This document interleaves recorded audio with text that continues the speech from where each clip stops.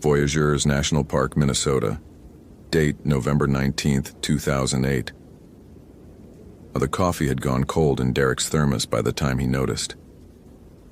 He'd been standing at the edge of the Cabotagama Lake overlook for nearly 20 minutes, watching the fog crawl across the water like something alive, something with intention. November in Voyageurs meant short days and long silences, the kind of quiet that settled into your bones and stayed there through April. After 6 years with the Park Service, Derek had learned to appreciate that silence. It was honest. The woods didn't pretend to be anything other than what they were: vast, indifferent, and older than memory. He poured the cold coffee onto the frozen ground and screwed the cap back on, tucking the thermos into his pack. The morning patrol was routine. Check the boat launches for any vehicles that shouldn't be there. Verify the trail markers along the Cruiser Lake trail system. Make sure no one had ignored the closure signs on the northern peninsula. Most visitors had cleared out weeks ago, driven south by the dropping temperatures and the promise of easier winters elsewhere. The few who remained were usually ice fishermen testing their luck on the early freeze, or photographers hoping to capture the brutal beauty of the boundary waters before the heavy snows came. Derek's boots crunched against the frost-hardened trail as he made his way back toward his truck. The air carried that particular smell of late autumn in the North Woods: pine resin, decaying leaves, and something metallic underneath it all, like the lake itself was breathing iron into the wind. He'd grown up in Duluth, close enough to know these forests, but far enough to still feel humbled by their scale. Voyageurs covered over 200,000 acres of interconnected waterways, islands, and ancient boreal forest. You could walk for days and never see another human being. That was the appeal for most visitors. It was also, Derek knew, what made the park dangerous for those who underestimated it. His radio crackled as he reached the truck. Unit 4, this is dispatch. You copy? Derek keyed the mic. Dispatch, Unit 4. Go ahead. Got a vehicle registered to a Samantha Reeves blue Honda CR-V parked at the Ash River Visitor Center lot. Registration shows she checked in for a 3-day backcountry permit on the 16th. She was due back yesterday evening. No contact, no sign out. Derek checked his watch. 8:43 in the morning. If she'd been due back last night and hadn't shown, that was already 14 hours overdue. In summer, that might mean a sprained ankle or a wrong turn. In November, with temperatures dropping into the single digits after dark, it meant something else entirely. Copy that. Dispatch. I'm en route to Ash River now. Can you pull her permit details and have them ready? Already on it. She logged the Cruiser Lake loop with a camp at Jorgens Lake. Solo hiker. Solo. Derek felt the first cold finger of unease trace down his spine. Solo hikers in November were rare, and the ones who attempted it were either extremely experienced or dangerously naive. He hoped Samantha Reeves was the former. ETA 20 minutes, Unit 4 out. The drive to Ash River took him along County Road 129, a winding 2-lane that hugged the southern boundary of the park. The fog had thickened as the morning progressed, reducing visibility to perhaps 100 yards. Derek drove slowly, scanning the tree line out of habit. The forest pressed close on both sides, a wall of bare birch and dark spruce that seemed to lean toward the road as if listening. He thought about what old Tom Birchwood had told him during his first winter at Voyageurs.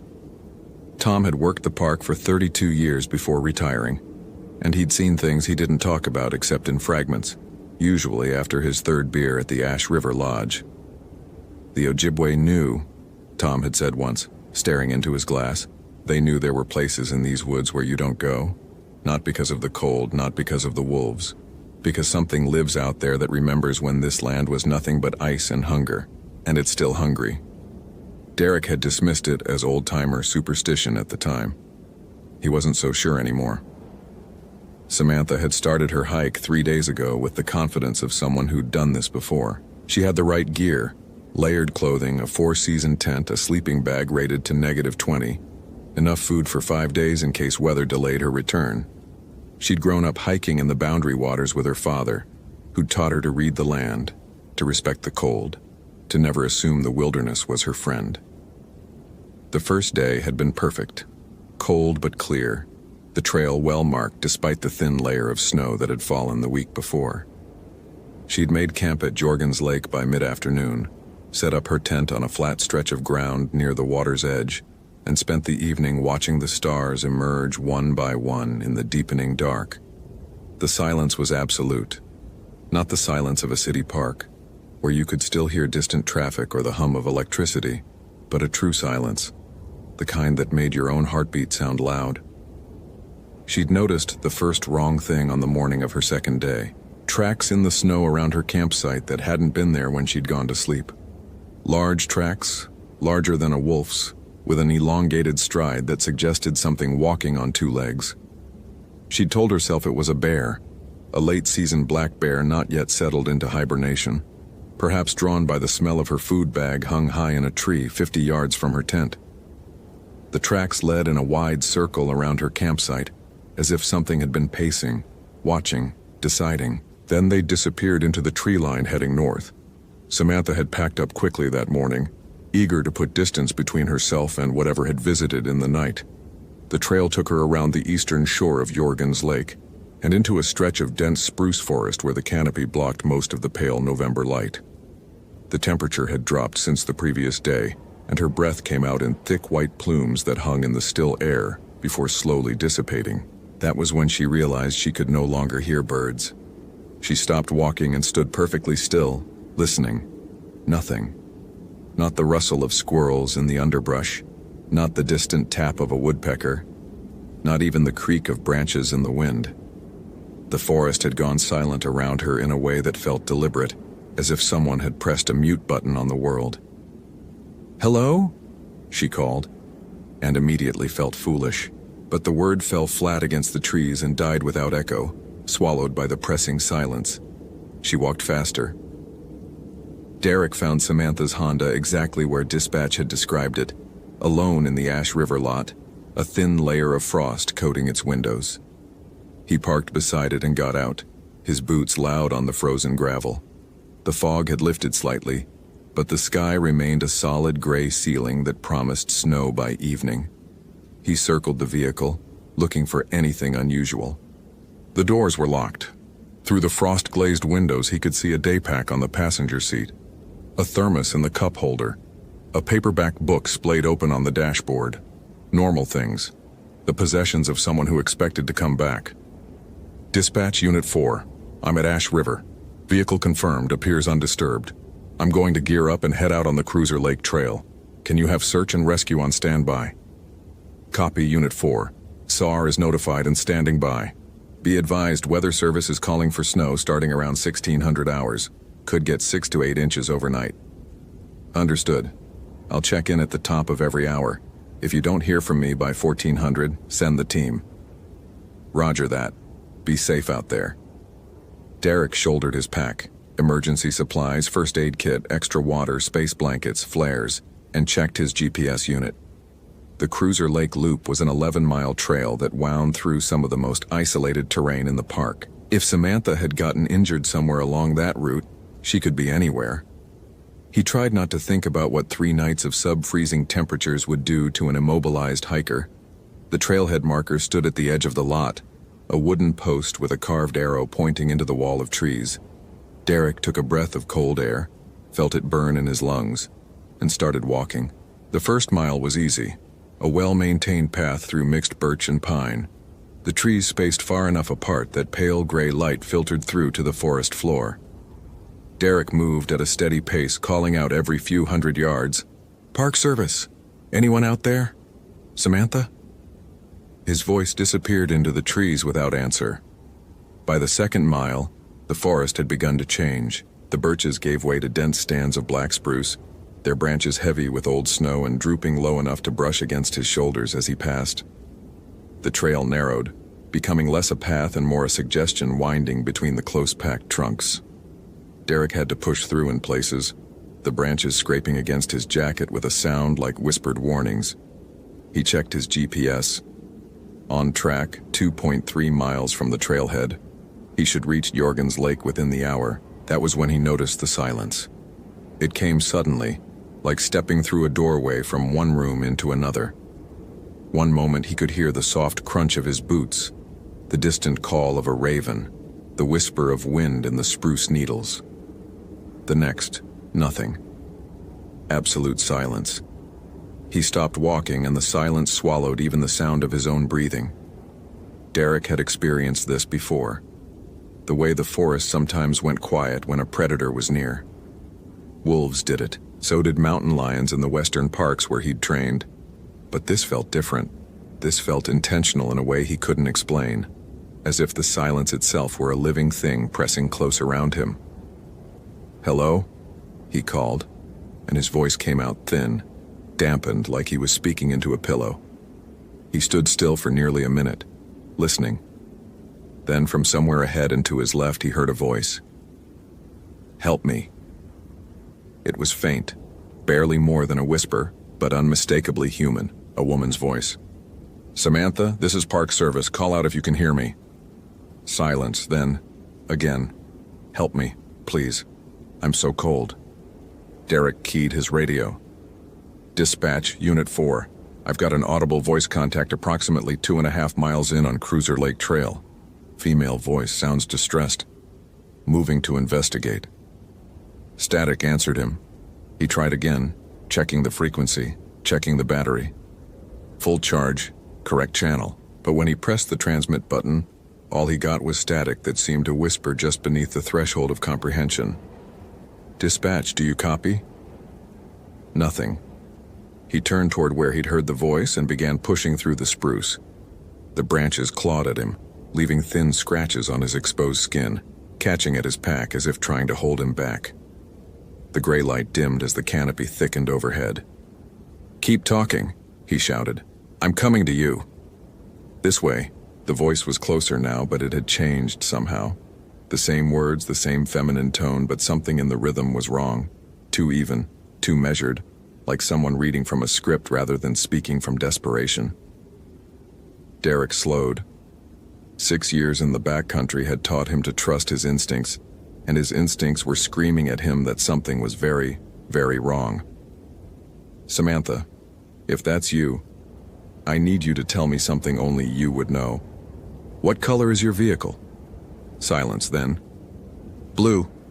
It's blue. Please hurry. I'm so cold." The information was correct. It was in the dispatch report. Anyone could know that. Derek's hand moved to the bear spray on his belt. He took another step forward, then another. The trees opened suddenly into a small clearing, maybe 30 feet across, carpeted in untouched snow. In the center of the clearing, he saw tracks. They started at the far edge, emerging from the tree line as if something had simply materialized there. Large tracks, far too large to be human, with an elongated, almost skeletal shape. They circled the clearing in a slow spiral, drawing closer and closer to the center with each revolution, before stopping abruptly in the middle. Where they stopped, the snow was disturbed in a wide circle, as if something heavy had crouched there for a long time. Watching. Waiting. Derek's breath caught in his throat. He turned in a slow circle, scanning the tree line. The fog had crept into the clearing while he'd been examining the tracks, reducing visibility to perhaps 20 feet. Beyond that, the trees were gray shadows, motionless, silent. "Help me." The voice came from directly behind him. Derek spun, his hand yanking the bear spray free. There was nothing there, only trees, fog, and the terrible, endless silence. "Where are you?" His own voice sounded wrong now, flat and dead like the voice he'd been following. "Here." The word came from his left. "Here." From his right. "Here." From above somehow, as if something were perched in the branches looking down at him. "I've been here so long, I'm so hungry." Not Samantha's voice anymore. Something older. Something that had never been human. Derek ran. Samantha had stopped running hours ago. Her legs had given out somewhere around the time she'd realized the trail behind her was gone. Not hidden, not obscured, but simply absent, as if it had never existed at all. She'd been walking through trackless forest ever since, moving in what she hoped was south, checking her compass every few minutes even though the needle had started behaving strangely, drifting toward points that didn't exist. She'd heard her father's voice calling her name around midday. She'd almost followed it before she remembered that her father had been dead for 3 years. Now she sat with her back against a massive pine, her legs drawn up to her chest, watching the fog roll between the trees. The temperature had dropped again.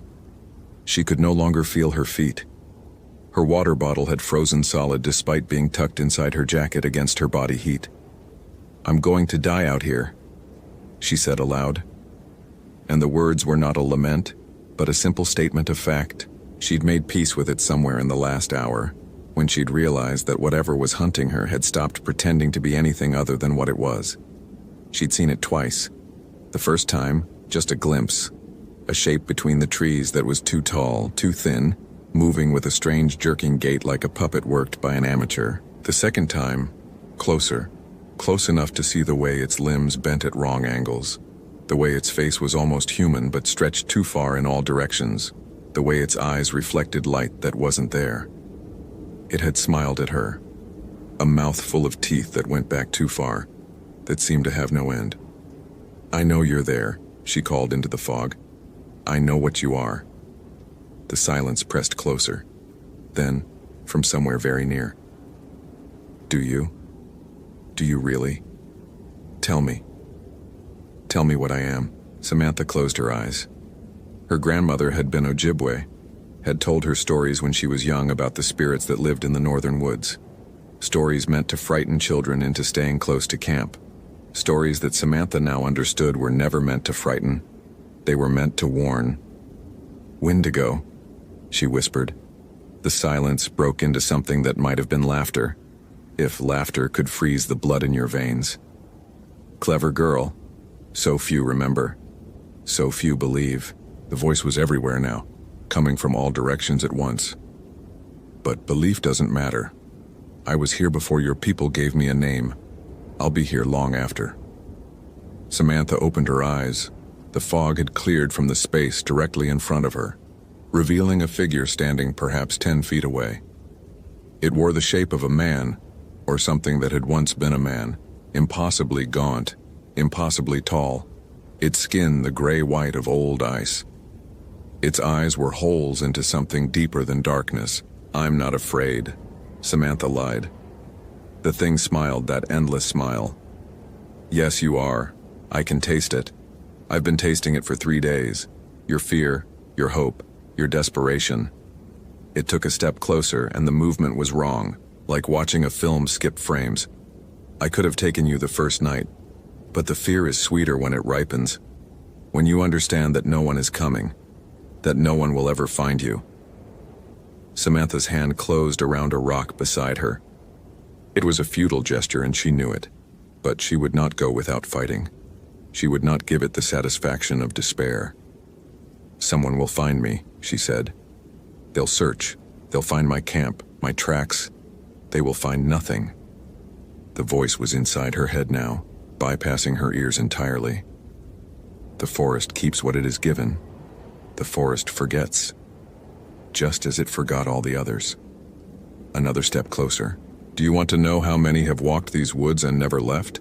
How many I have welcomed into the hungry dark?" Samantha screamed. She screamed and threw the rock and lunged to her feet and ran even though her frozen legs buckled beneath her. She made it perhaps 20 feet before something caught her ankle. Something cold, so cold it burned, and dragged her back into the fog. The forest swallowed her scream without echo. Derek burst out of the tree line and found himself back at the clearing. The same clearing. He'd been running for what felt like miles, and he was back at the same clearing with the same spiraling tracks in the same untouched snow. "No," he whispered. "No, no, no." His radio crackled. He yanked it from his belt. "Unit 4, status." "Dispatch, dispatch. This is Unit 4. I need immediate extraction. There's something out here. Something. Can't. Breaking up. Repeat. Send help. GPS coordinates." He checked his unit. The screen was flickering, displaying numbers that changed even as he watched. Coordinates for locations that couldn't exist. "Derek." He froze. That wasn't dispatch. That was Samantha's voice coming through his radio. clear as if she were standing beside him. "I found her, Derek. She was so cold. But she's warm now. She's warm and she's not alone anymore. You could be warm too. You could stay with us. Stay forever." Derek threw the radio into the snow. His heart was hammering against his ribs, his breath coming in ragged gasps that burned in the frozen air. The fog had closed in completely now.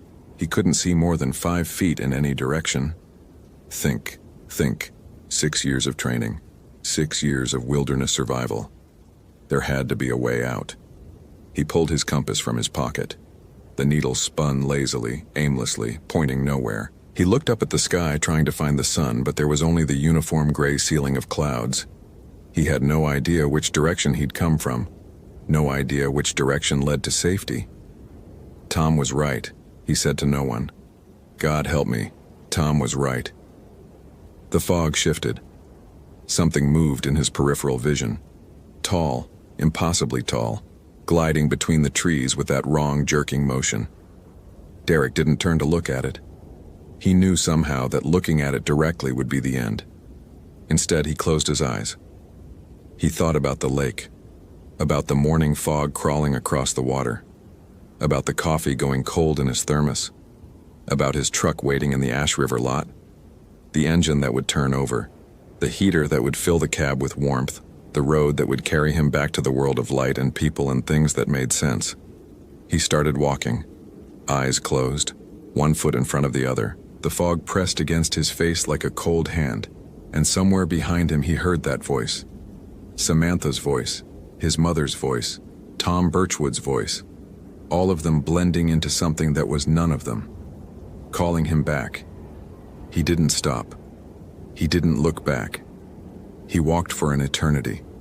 He walked until his legs were numb, until his face was raw from cold, until he couldn't feel his hands or his feet or anything except the desperate primal need to keep moving. And then, impossibly, he heard a car engine. Derek opened his eyes. The fog had lifted. He was standing at the edge of the Ash River parking lot, not 5 feet from Samantha's blue Honda. His truck sat beside it, exactly where he'd left it. The sky was darker now. Late afternoon, he realized. He'd been in those woods for over 5 hours.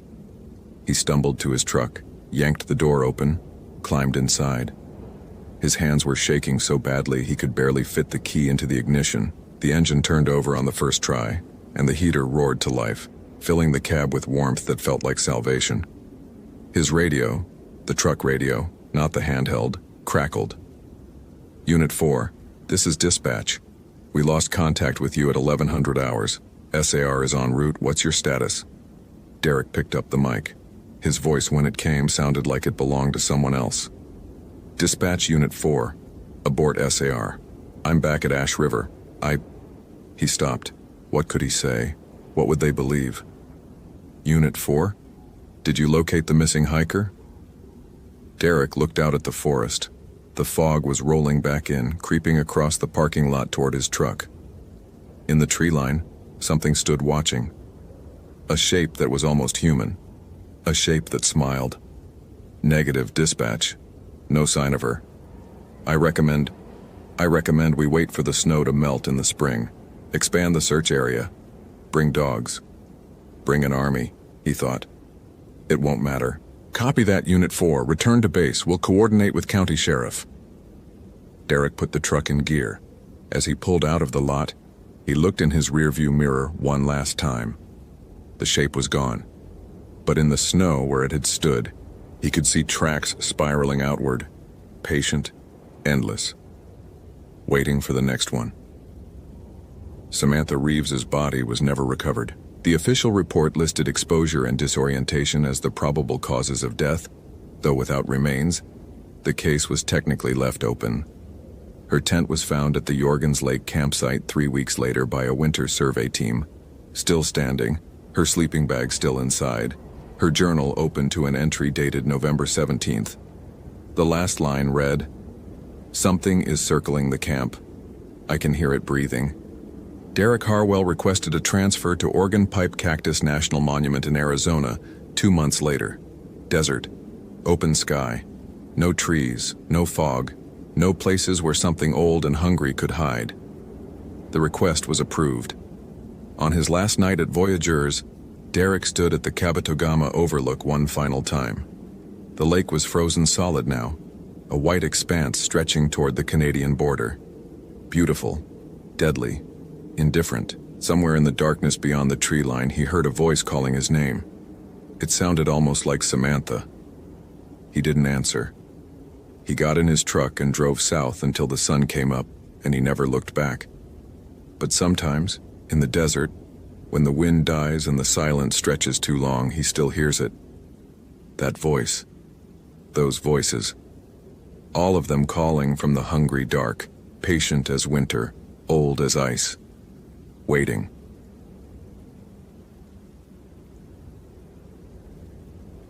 Location: Voyageurs National Park, Minnesota. Date: November 23, 2019. The coffee had gone cold in Marcus's thermos by the time he noticed. He'd been standing at the window of the Kabetogama Lake Visitor Center for nearly 10 minutes, watching the sky bruise itself purple and gray along the northern horizon. The first real storm of the season was rolling in from Canada, dragging temperatures down into the single digits and promising 8 to 12 inches of snow by morning. He could smell it coming, that particular metallic sharpness that preceded heavy snowfall, mixing with the wood smoke drifting from the center's fireplace. Marcus Chen had worked Voyageurs for 6 winters now, long enough to know the park's moods the way some people knew their spouses' silences. He understood the difference between the creak of ice settling on Rainy Lake and the crack of ice giving way. He could identify a wolf howl from a coyote's at 300 yards, knew which bays froze first, and which stayed treacherous until January. The park sprawled across 18,000 acres of boreal forest, frozen lakes and rocky outcrops. A wilderness that had swallowed better men than him without leaving so much as a ripple. He took a sip of the cold coffee anyway, grimacing at the bitter taste, and checked the large format map pinned to the wall behind the front desk. Red thumbtacks marked the backcountry permits issued for the week. Only 2. The Hendersons, a retired couple from Duluth, had checked in yesterday from their campsite on Locator Lake. All fine, heading home tomorrow. The second permit belonged to a solo hiker, a 28-year-old woman from Minneapolis named Allison Reeves, who had signed out for a 3-day trip along the Cruiser Lake Trail system. Her return date was today. Check-in time had been noon. Marcus glanced at the clock above the door. 2:47 p.m. The storm was supposed to hit around 6. He keyed his radio. Dispatch, this is Kabetogama Station, checking status on backcountry permit 1147, Reeves Allison. She's nearly 3 hours overdue for return. Weather moving in fast, over. Static crackled, then Janet's voice came through, steady as always. Copy, Kabetogama. We show no contact from permit 1147 since initial departure November 21st. Last planned campsite was Anderson Bay. Do you want us to ping her emergency beacon? Over. Affirmative. Let's get a location before this storm locks everything down. Over. Stand by.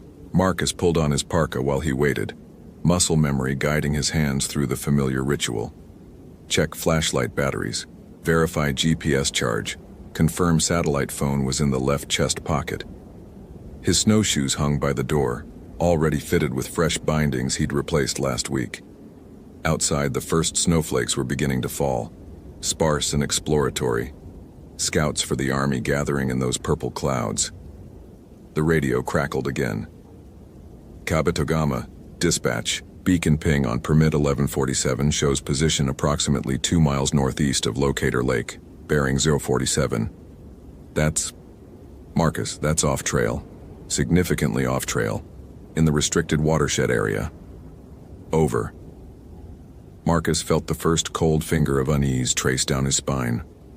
The restricted watershed was closed for ecological recovery. No trails, no campsites, no reason for any hiker to be there.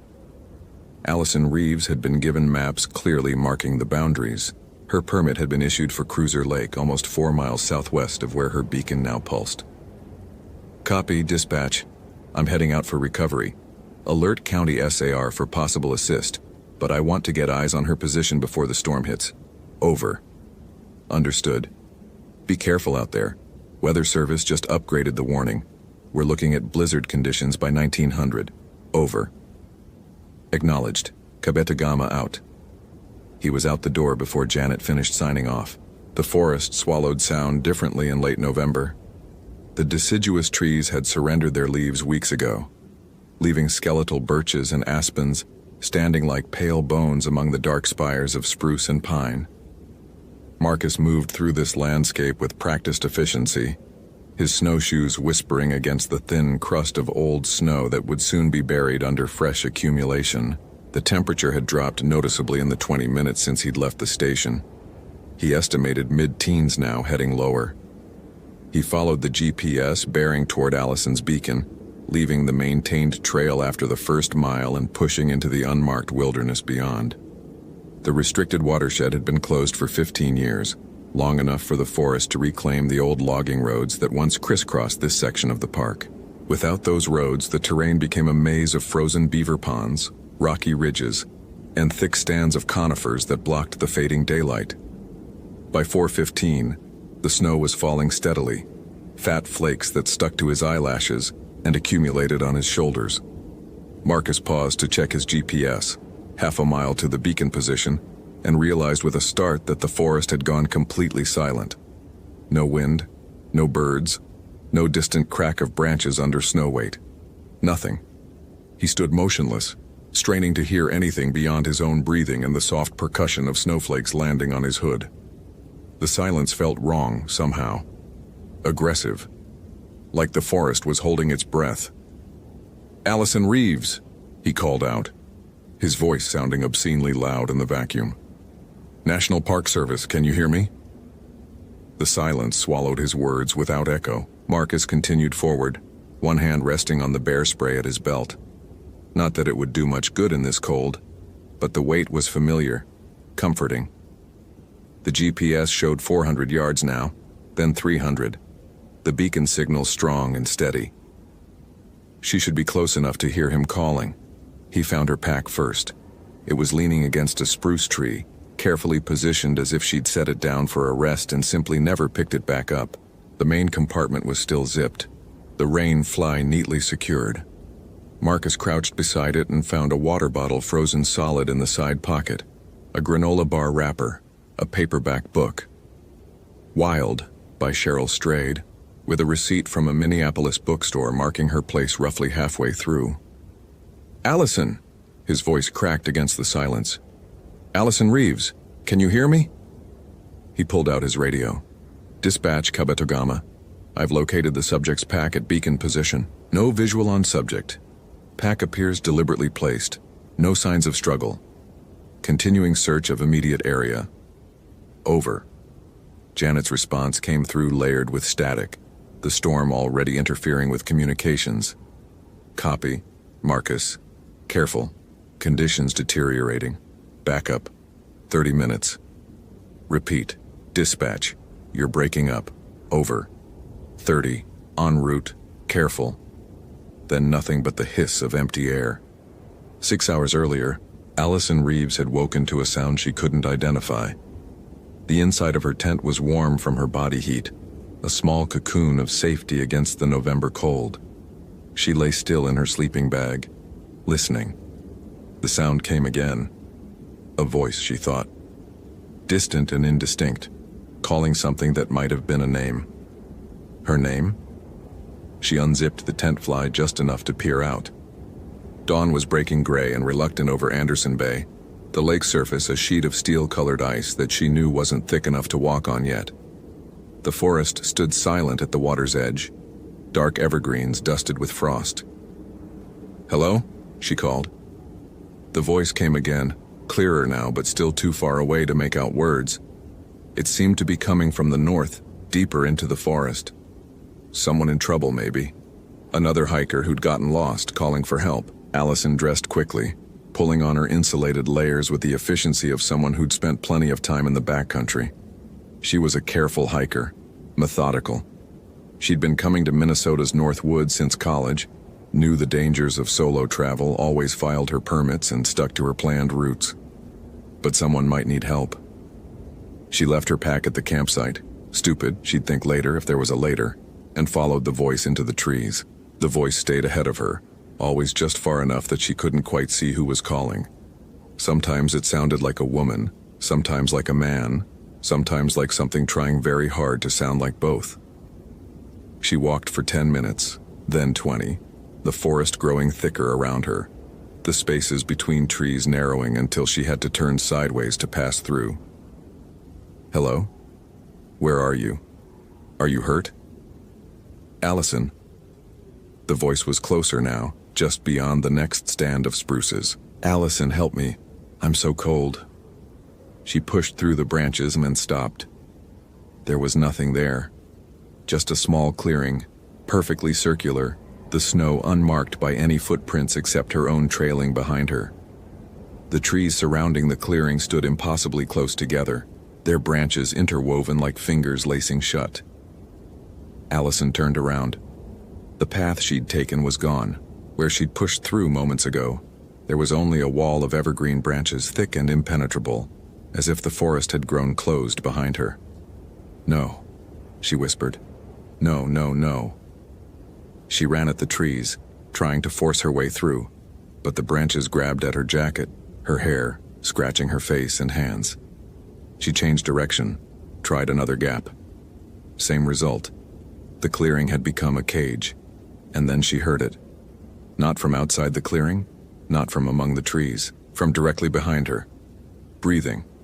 Slow and deep and wrong, like something trying to remember what breathing sounded like. Allison didn't turn around. She couldn't.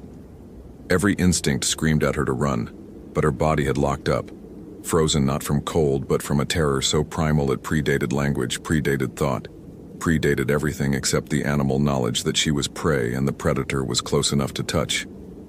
Allison. The voice came from right beside her ear now, intimate as a lover's whisper. But it wasn't a voice anymore. It was voices, dozens of them layered over each other, men and women and children, all speaking her name in perfect unison. I'm so cold, Allison. Won't you help me get warm? She felt something brush against her shoulder.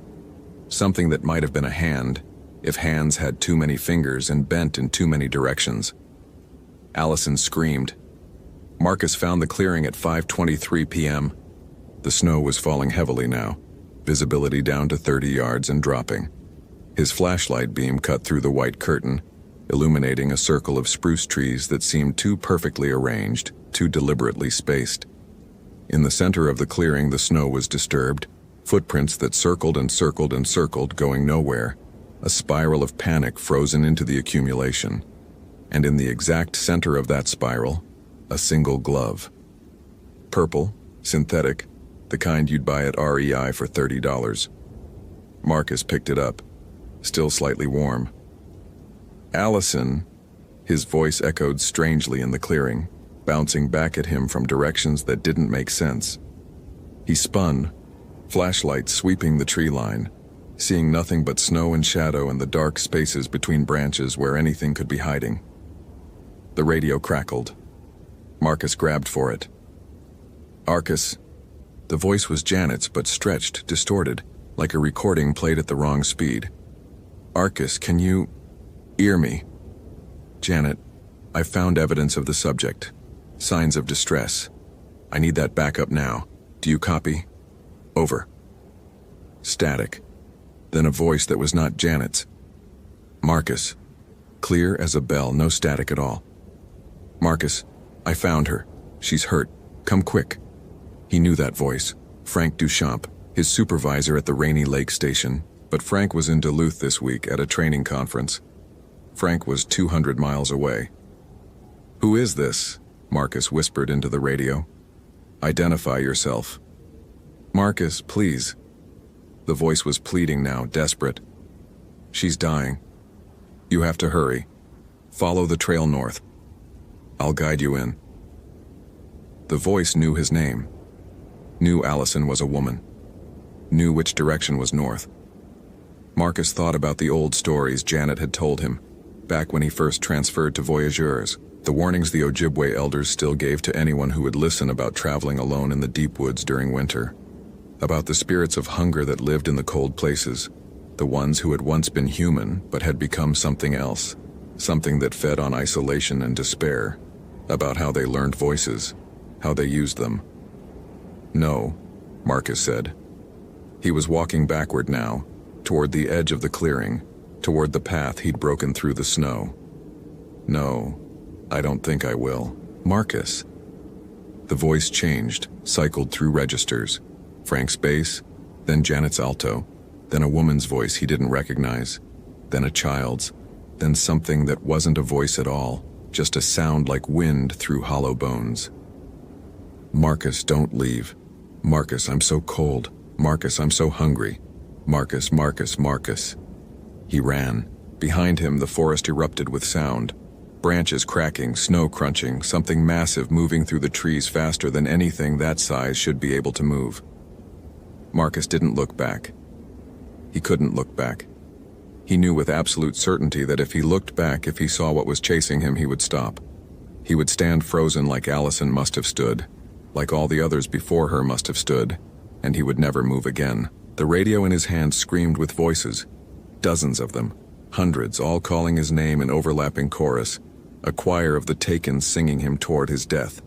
He burst out of the restricted watershed onto the marked trail, his lungs burning, his legs threatening to give out. The storm had reached full fury now, wind driving snow horizontally into his face, but he didn't stop. Couldn't stop. He ran until he saw the lights of the visitor center through the white curtain. Ran until he crashed through the front door and slammed it behind him. Ran until he collapsed against the wall and sat there shaking for what might have been minutes or might have been hours. The radio had gone silent. Outside, the storm howled.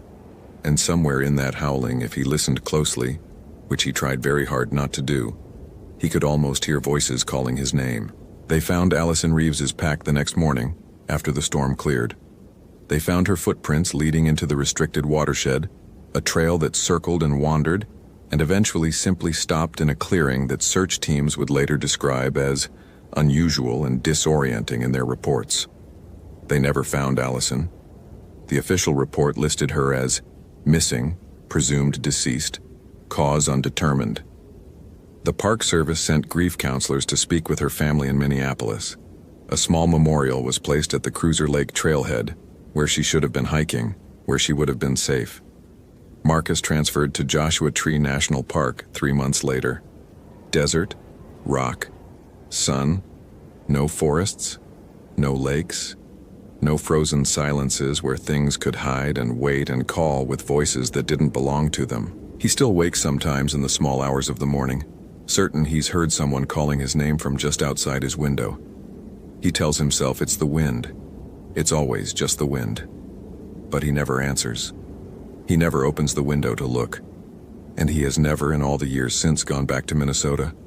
Some places, once you've heard them calling, never stop.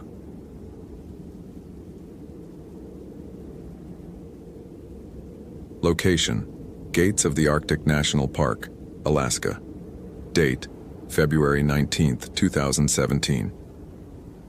The Cessna 185 banked hard over the Brooks Range, and Brandon Holt watched the world below transform into something that didn't belong on any map he'd ever studied. Ridgelines of black rock jutted through endless white like the spine of something buried and half forgotten. No roads, no trails, no evidence that human beings had ever set foot in this landscape, except for the faint scar of a frozen riverbed that their pilot, a leathery Inupiat man named Solomon, was using for navigation. Gates of the Arctic in February wasn't a national park. It was a void with a name, 250,000 acres of nothing pretending to be somewhere. 30 minutes to the coordinates, Solomon said over the headset, his voice flat. He hadn't spoken since takeoff in Bettles, and Brandon got the sense that wasn't unusual for him. The old man flew with his jaw clenched, eyes fixed forward, hands steady on the yoke, like he was trying not to look at something. Austin Mercer sat in the back, checking their gear for the 3rd time. Satellite phone, charged. Spot beacon, verified. 2 weeks of emergency rations. Medical kit with frostbite protocols. Body bag, folded tight at the bottom of the pack. Standard SR loadout for a recovery operation. Because after 94 days in the Alaskan interior with no supplies, no shelter, and temperatures that had dropped to -47, this wasn't a rescue anymore. Dr. Julian Cross, glaciologist, University of Alaska Fairbanks, was dead. They were just bringing back what was left. Except 3 days ago, a wildlife survey flight had spotted something impossible. A figure walking across the Alatna River Valley, waving at the plane. No tent. No camp. No tracks leading to or from the location.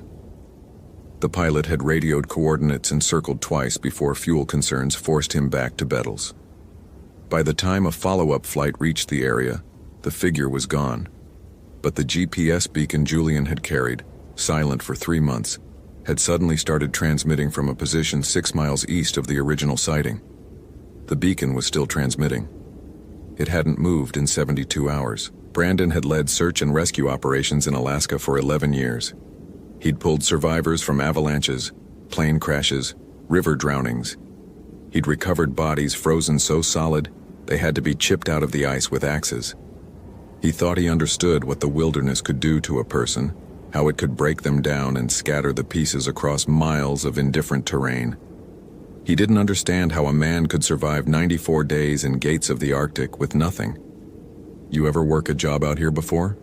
Austin asked, leaning forward between the seats. Brandon shook his head. Denali twice. Wrangell once. Never this far north. "I did a recovery in the Noatak drainage 4 years ago," Austin said. His voice was steady, professional, but Brandon had worked with him long enough to hear the edge beneath it. Hiker went missing in September, found him in November, sitting upright against a rock, frozen solid, eyes open, smiling. Exposure does strange things. "Yeah." Austin paused. Except he was facing away from his camp, walking deeper into the wilderness when he died, and there were tracks around him, barefoot, in the snow. Brandon didn't respond. Outside the window, the Brooks Range stretched toward the horizon like a wall at the end of the world. Solomon's voice crackled through the headset. "Landing in 5. I'm not staying." "We need extraction in 48 hours, Brandon said. That was the arrangement. "I'll be back in 48 hours, but I'm not staying now, not here." The old man's hands tightened on the yoke. "You find what you're looking for. You get on the radio. You get out. You don't wait. You don't look around. You don't follow anything that calls your name, understand?" Brandon exchanged a glance with Austin. The younger ranger's face was carefully neutral. "Understood," Brandon said. The plane descended toward the frozen riverbed, and the sky above them flickered with pale green light. Aurora borealis, dancing against the perpetual twilight. Beautiful. But as they dropped lower, Brandon noticed something wrong. The lights were moving east to west. The wind was blowing west to east. Solomon saw it too. His jaw tightened further, and he didn't say another word until the skis touched ice.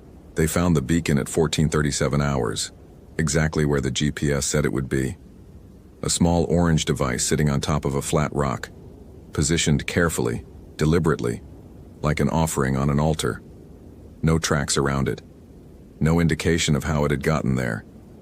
The snow was pristine in every direction, unmarked by human passage, undisturbed by wind. Austin approached first while Brandon hung back, scanning the perimeter. The valley stretched around them in a bowl of white and gray, the mountains rising on 3 sides like the walls of an amphitheater. The silence was absolute.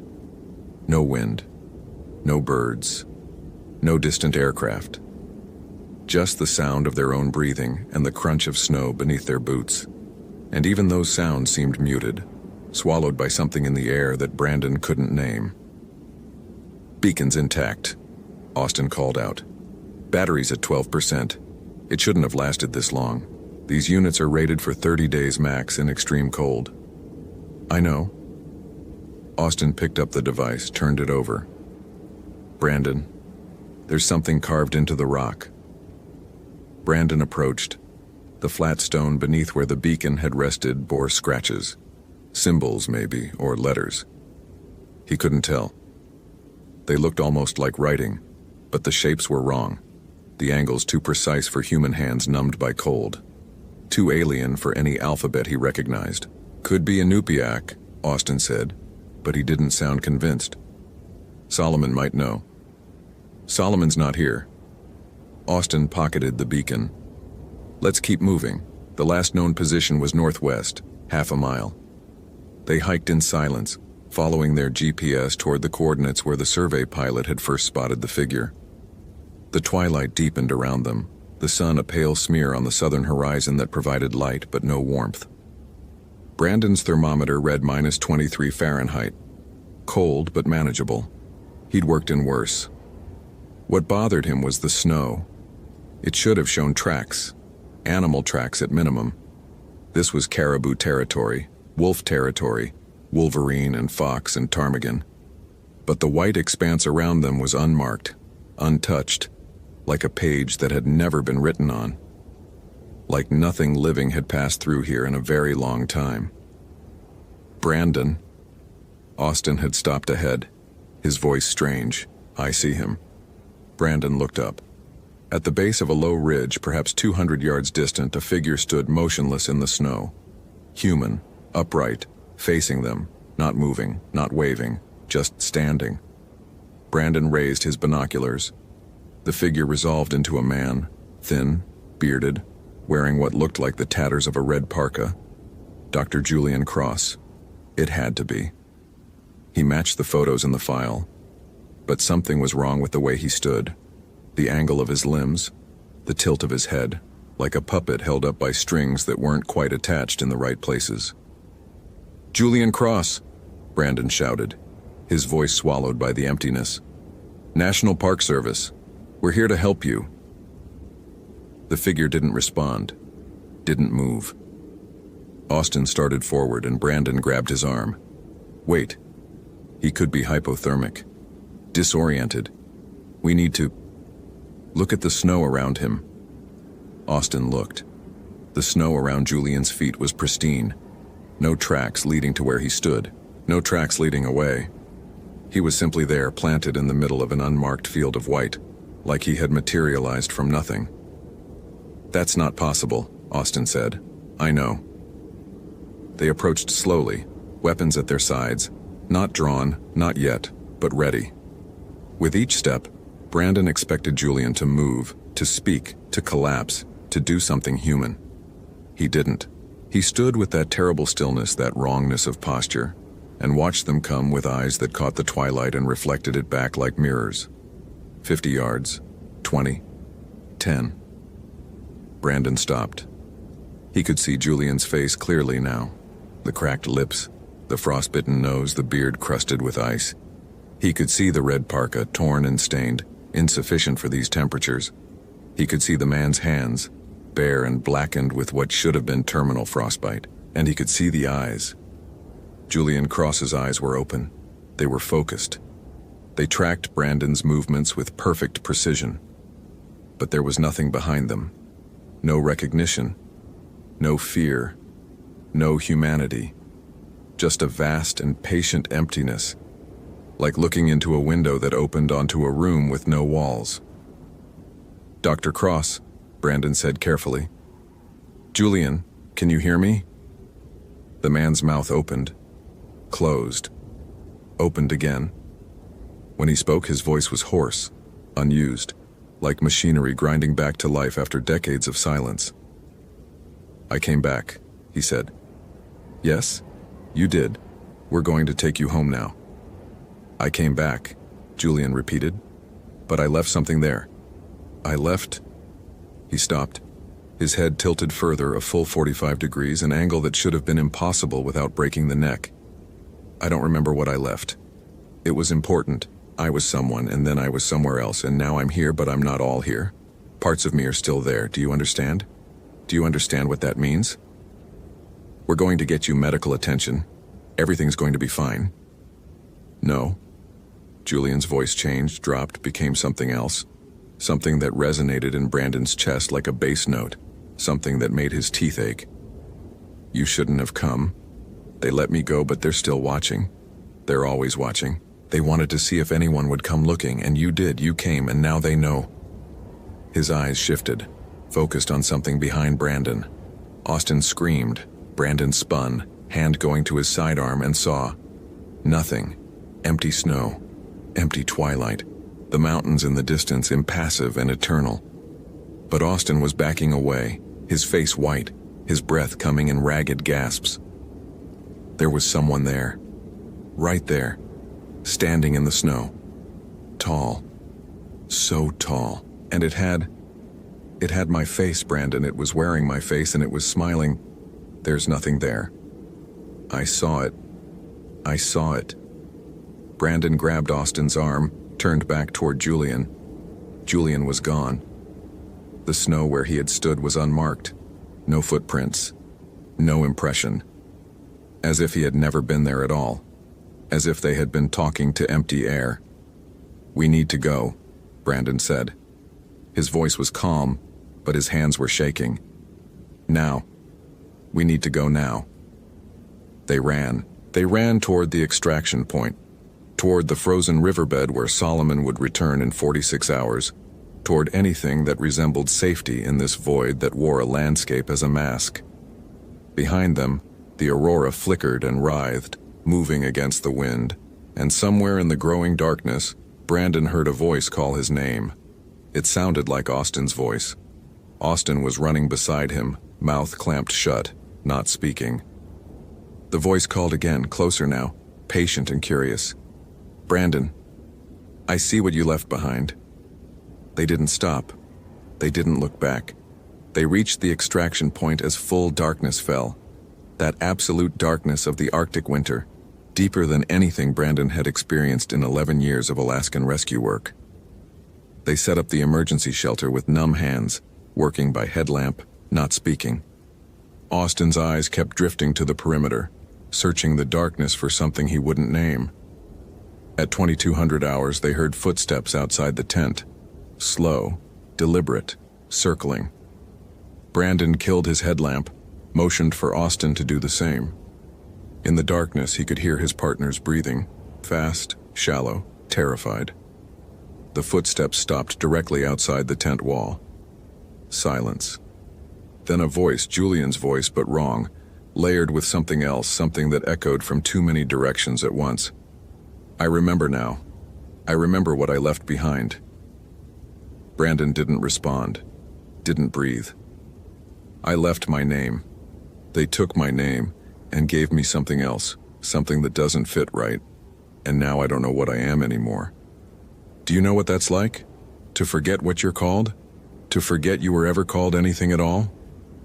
The tent wall bowed inward, pressed by something on the other side.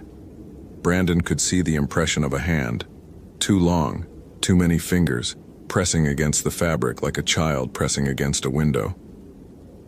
"I want to remember," Julian's voice whispered. "Give me your name. Let me try it on. I'll give it back.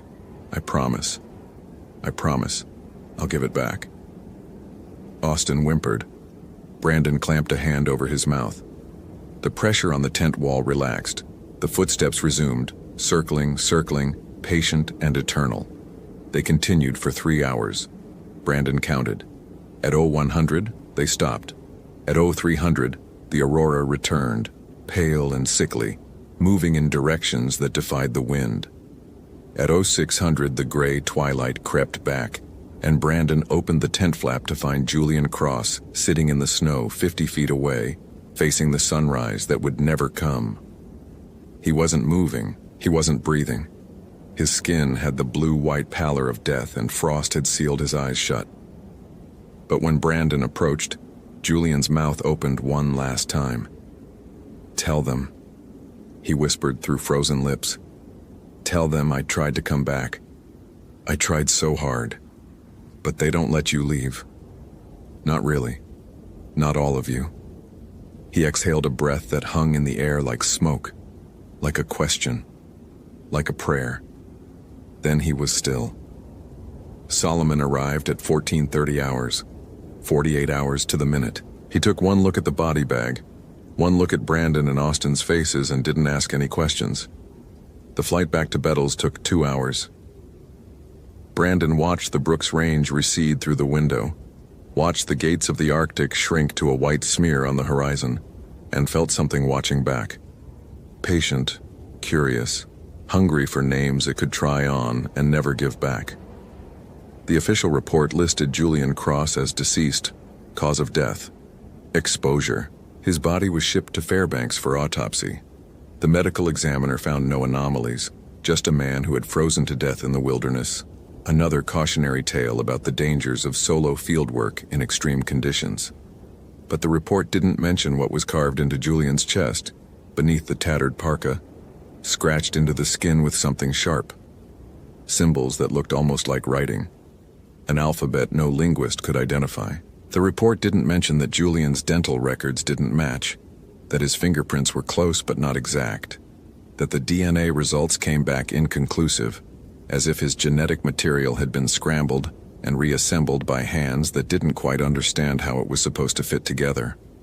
The report didn't mention that Austin Mercer resigned from the Park Service 3 weeks later, or that he was last seen boarding a flight to Bettles with a full pack and a one-way ticket.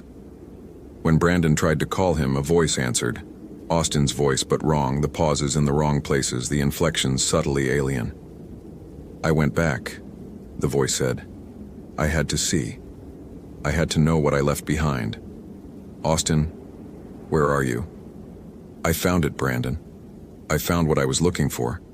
It was me. I left me behind, and now I'm whole again. Now, I'm finally whole." The line went dead. Austin Mercer's body was never found.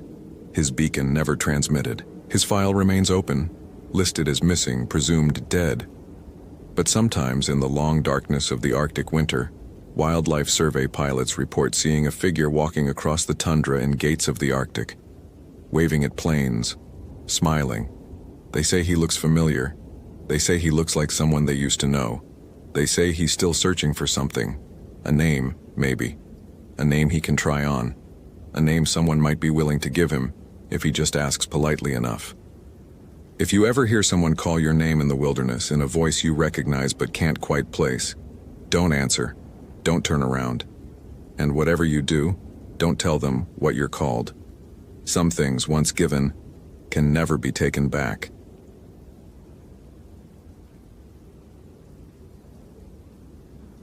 Date: August 27, 2017. In the rain had been falling for 36 hours without pause.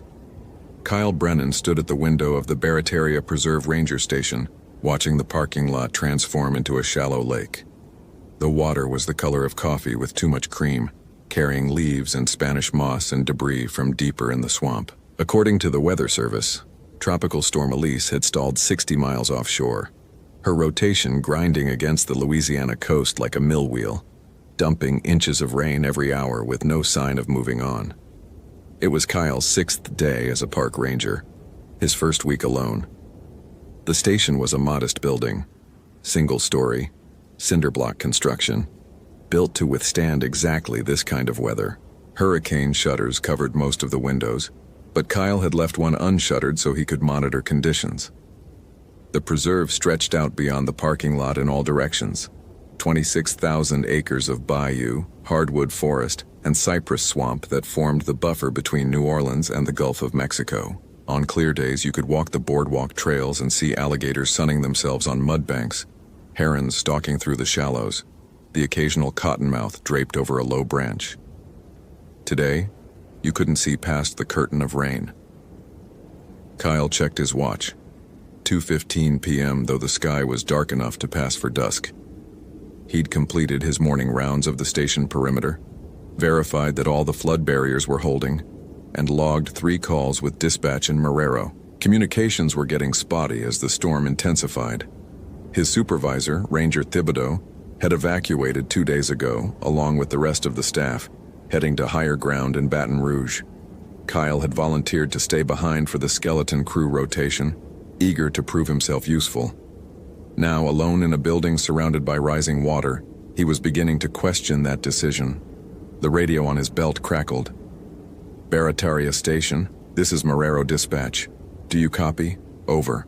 Kyle grabbed it. "Dispatch Barataria, I copy, go ahead, over." "Kyle, we've got a situation." The dispatcher's voice, Maria, he thought her name was, carried an edge he hadn't heard before. Got a 911 relay from Jefferson Parish. Caller reported a vehicle abandoned at the Kenta Canal trailhead about 90 minutes ago. White Honda Civic, Louisiana plates. Caller was driving past, saw a woman standing at the edge of the water, then lost sight of her when the rain picked up. Over. Kyle felt his stomach tighten. The Kenta Canal trailhead was 3 miles into the preserve, accessible only by a single road that was almost certainly flooded by now. Dispatch, conditions here are deteriorating. Water's up at least 2 feet since this morning. That road might not be passable. Over. Understood, but we can't get anyone else out there. Parish Sheriff is dealing with evacuations on the north side.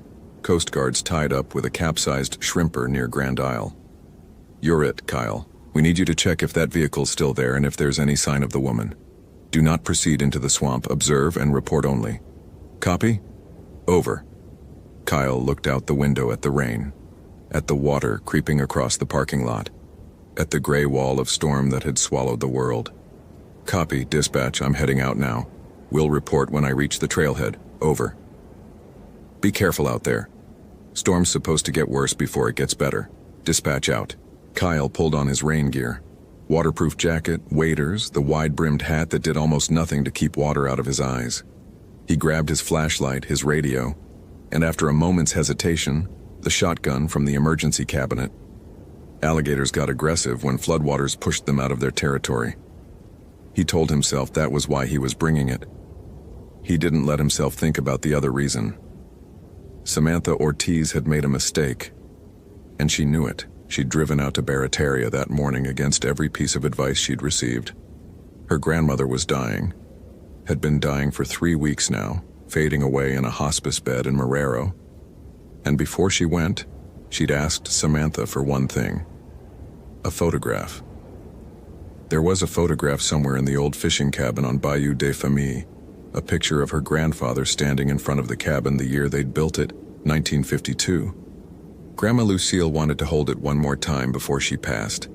The cabin had been abandoned for 20 years, ever since Grandpa Henry died. The family had always meant to clean it out, but somehow never had. Now Grandma was asking, and the storm was coming, and if Samantha waited for the weather to clear, it might be too late. So she'd driven through the rain, parked at the Kenta Canal trailhead, and started walking. That was 2 hours ago.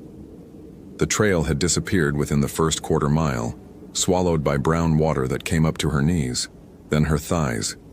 She'd pressed on anyway, using her phone's GPS to navigate toward the cabin's coordinates. The phone had died an hour ago. Water damage probably, or maybe just the battery giving out. Now she was somewhere in the swamp with no trail, no phone, and no idea which direction led back to her car. The water was still rising. Samantha found a cypress knee, one of those strange root protrusions that jutted up from the swamp floor, and clung to it, trying to catch her breath. The rain hammered down on her head, so heavy it felt like being struck. Through the downpour, she could barely see 10 feet in any direction.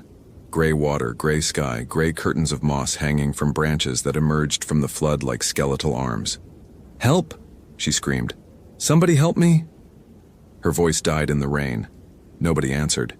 She started moving again, pushing through water that fought her with every step. The bottom was treacherous. Soft mud that sucked at her feet, submerged roots that snagged her ankles, sudden drop-offs where the ground simply vanished. She fell twice, went under once, came up choking on water that tasted of rotting vegetation and something else, something metallic that she didn't want to identify. And then she heard it.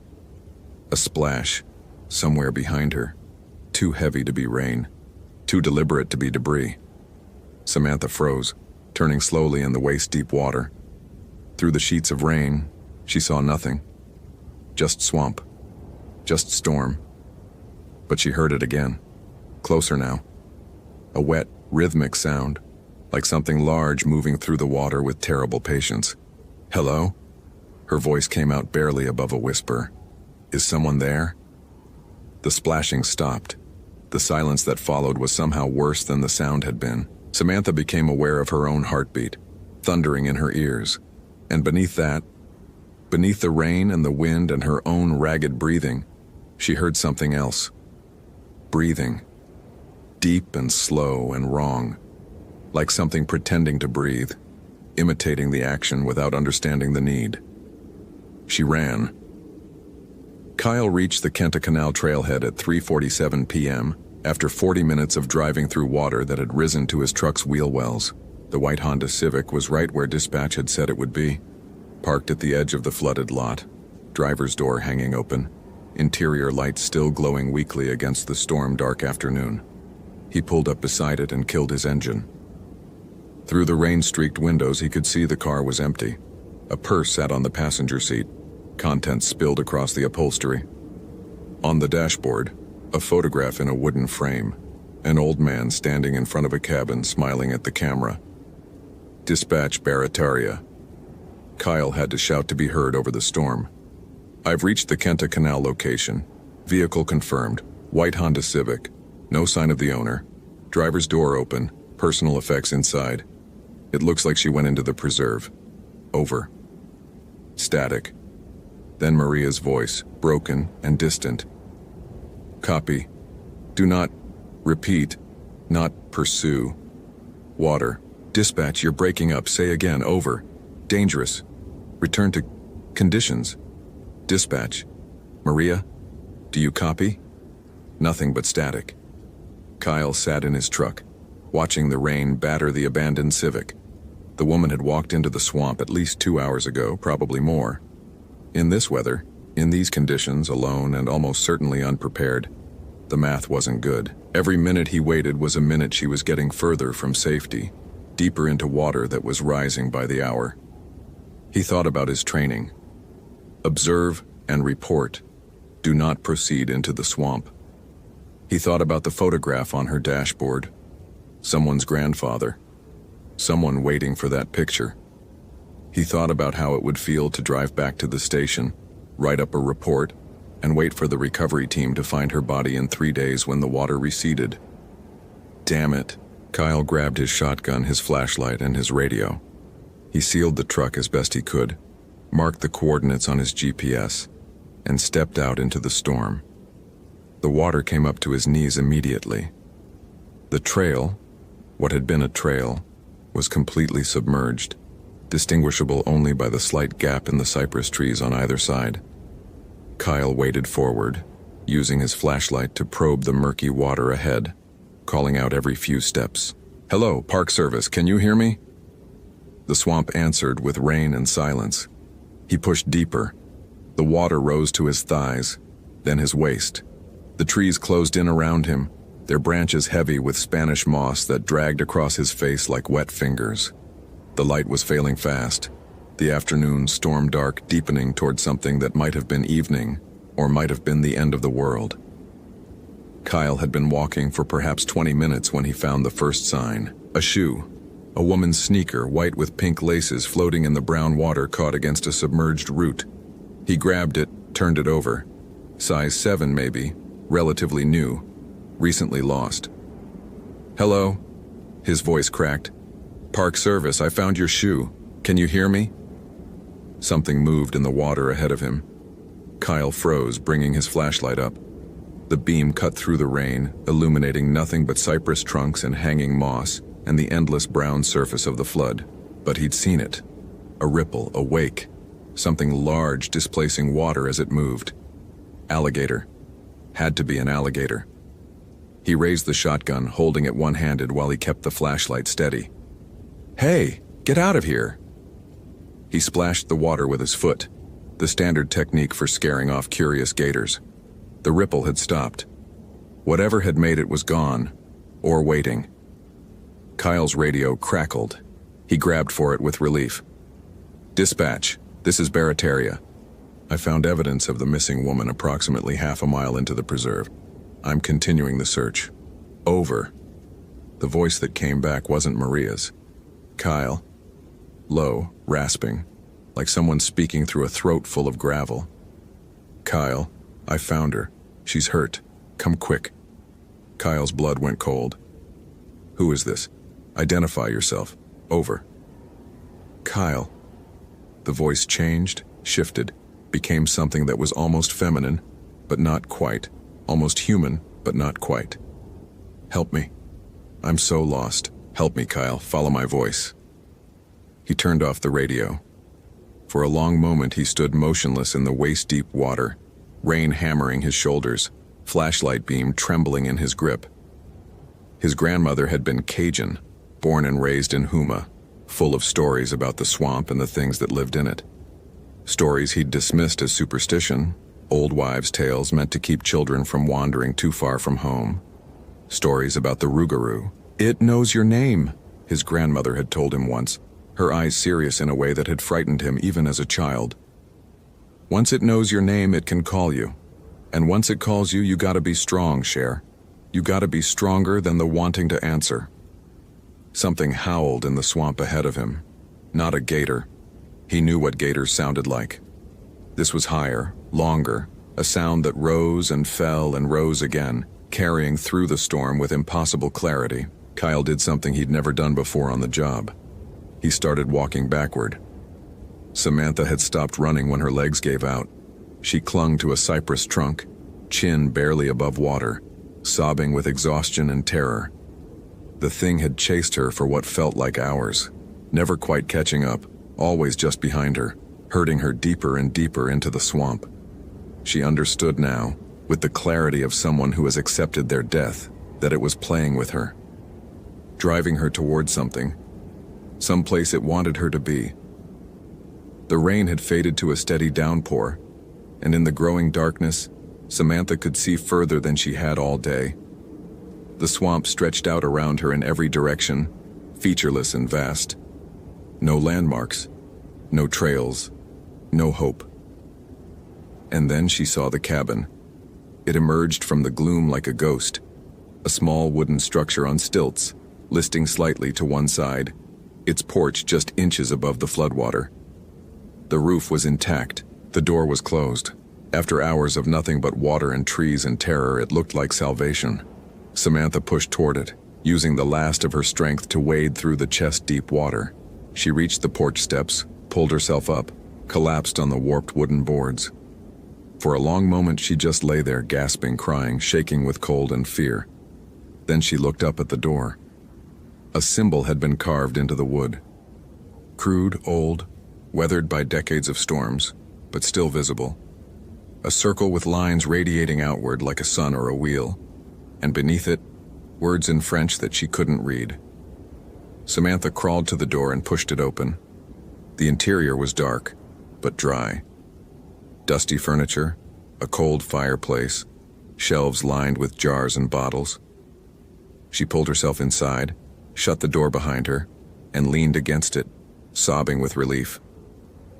It was only then that she noticed the photographs on the wall. Dozens of them in frames of all sizes, faces staring out at her from decades past. Men in fishing gear, women in cotton dresses, children playing in the shallows. And there, in the center of the wall, larger than the rest, an old man standing in front of this very cabin, 1952, her grandfather's cabin. She'd found it. Samantha laughed, a broken sound that was half sob. She'd made it. Against all odds, she'd found what she came for. Now she just had to survive until morning, until the storm passed, until someone came looking. Outside, something scratched at the door. "No," she whispered. "No, no, no." The scratching stopped. Then softly, almost gently, "Samantha." The voice was her grandmother's. Perfect, exactly as she remembered it, warm and loving and impossible. "Samantha Cher, open the door. I came to find you. Open the door and let me in." Samantha pressed her back against the door and screamed. Kyle heard the scream. It cut through the storm like a knife, high and desperate and unmistakably human. He'd been retreating toward the trailhead, fighting the rising water, trying to convince himself that survival was more important than heroism. But that scream changed everything. Damn it. God damn it. He turned and pushed deeper into the swamp. The water was chest deep now, forcing him to hold his shotgun above his head to keep it dry. His flashlight beam danced wildly as he struggled forward, illuminating nightmare glimpses of the swamp. Moss like hanged men, roots like grasping hands, eyes that glowed briefly in the darkness, and then vanished. He didn't let himself think about what those eyes belonged to. The scream came again, closer now, and with it another sound, that wet, rhythmic splashing he'd heard before. Something was moving through the water ahead of him. Something big. Kyle burst into a clearing and saw the cabin. It stood on stilts above the flood, a single light flickering in one window. A candle, maybe, or a lantern. On the porch, a woman was pressed against the door, screaming, while something dark and massive circled the structure in the water below. He couldn't see it clearly. The rain and the darkness and his own terror conspired to keep it shapeless, formless, just a movement in the water, a wrongness that his eyes refused to focus on, but he saw enough. He saw the size of it. He saw the way the water parted around it. He saw, for one impossible moment, something that might have been a face turning toward him. A face with too many teeth, too many angles, eyes that reflected his flashlight beam like a cat's, but wrong, all wrong. Kyle raised the shotgun and fired. The blast was deafening. The thing in the water shrieked. That same howl he'd heard before, but louder, closer, furious. And then it was gone, diving beneath the surface, leaving only a wake of churning water in its path. "Get inside!" Kyle screamed at the woman. "Get inside and don't open the door!"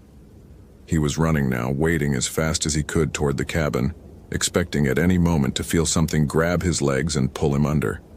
The water fought him with every step. The rain blinded him. His heart was a war drum in his chest. He reached the cabin steps, pulled himself up.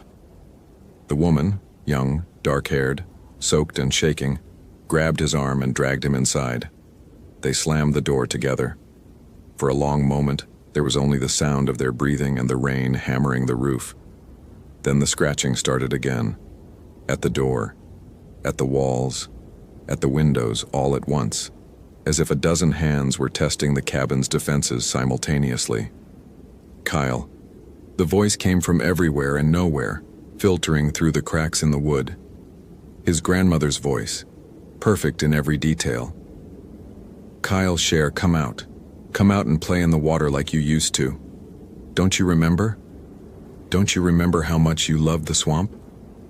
"That's not my grandmother," Kyle said, more to himself than to the woman beside him. "That's not anyone's grandmother." The scratching stopped. The silence that followed was absolute. No rain, no wind, no sound at all, as if the storm itself was holding its breath. Then, from directly outside the door, so close Kyle could have touched it through the wood, "I'll remember you, Kyle Brennan." The voice was no longer pretending. It was deep, ancient, hungry, a voice that had been speaking since before the Cajuns came, before the French came, before anyone had given this swamp a name. "I'll remember you both. And when you speak of this night, and you will speak of it, you won't be able to help yourselves. I'll come back. I always come back." Footsteps on the porch. Heavy, wet, wrong, moving away. Then nothing. Kyle and Samantha sat in the darkness of the cabin, listening to the storm return, neither of them saying a word. They stayed that way until dawn, when the rain finally stopped and the water began to recede. They didn't speak of what had happened, not to each other, not to the rescue team that found them, not to anyone. The official report listed it as a weather-related rescue. A lost hiker, a rookie ranger, a storm that had pushed conditions beyond safe limits. Samantha Ortiz recovered her grandfather's photograph and was at her grandmother's bedside when Lucille finally passed 3 days later. She never told anyone why she woke screaming some nights, or why she refused to visit Louisiana ever again. Kyle Brennan finished his probationary period and requested a transfer to a different park. The request was denied. Budget cuts, staff shortages. He still works at Barataria. He still patrols the trails. He still answers calls about lost hikers and stranded tourists. But he doesn't work during storms anymore. And he never ever goes out alone after dark. It's been 6 years since that night. Neither of them has spoken about what happened. Neither of them knows how many days are left until 101.